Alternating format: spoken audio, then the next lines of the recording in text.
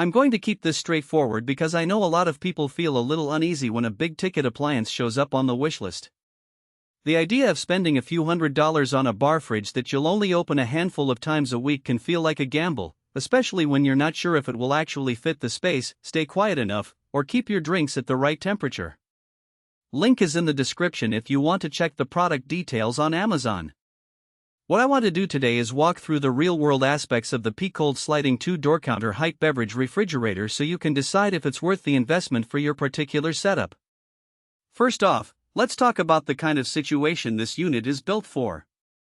It's marketed as a commercial-style backbar cooler, which means it's meant to sit in a kitchen island, a home bar, a small office lounge, or a neighborhood tavern where the visual appeal of glass doors matters as much as the cooling performance.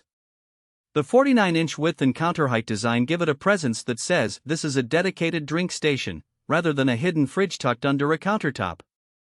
If you've ever tried to store a mixed case of craft beers, sodas, and a few bottles of wine in a regular refrigerator and ended up with a cramped mess, you'll immediately understand why a dedicated unit like this can feel like a relief. The most tangible benefit is the interior space.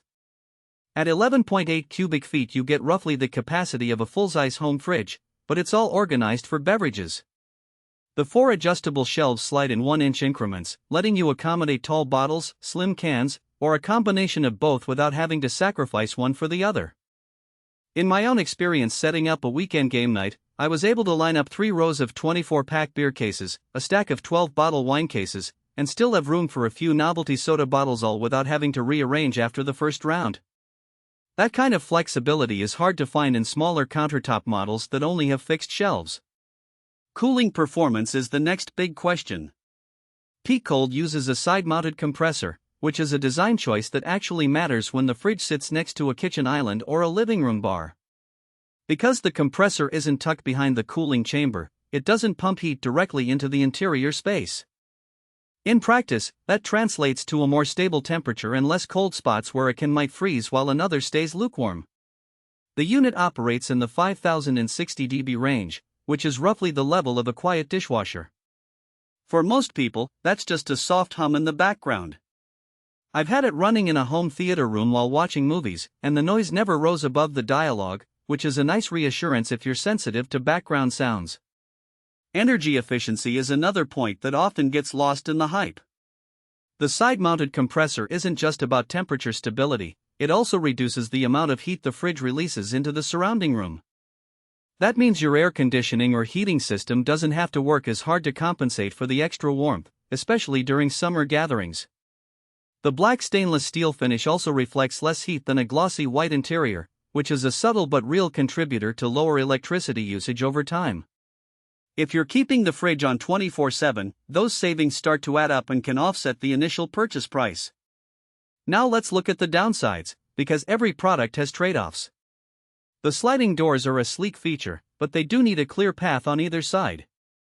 If your bar area is tucked between a wall and a countertop, you might find the doors hitting the edge or requiring you to leave a few extra inches of clearance that you otherwise could use for storage. The width of 49 inches also means you need a fairly generous footprint. It won't slip into a tight pantry or a small kitchenette without some rearranging. Additionally, while the cooling is consistent, the temperature control isn't as granular as you might see on high-end wine coolers. The set point typically sits around 3840 F, which is perfect for most beers and soft drinks but might be a bit warm if you're looking to store a cellar of premium lagers that prefer a tighter 35 F range. Another practical consideration is the lack of a freezer compartment. If you're hoping to keep both chilled drinks and frozen snacks in the same appliance, you'll need a separate freezer somewhere else in the kitchen. For many bar setups that's not a problem. Most people already have a dedicated freezer, but it's worth noting for anyone trying to minimize the number of appliances on the counter. Who should definitely consider this fridge? If you run a small office with a break area that sees regular coffee, soda, and occasional celebratory beers, the glass doors double as a visual cue for refill the cooler without opening a door and letting cold air escape.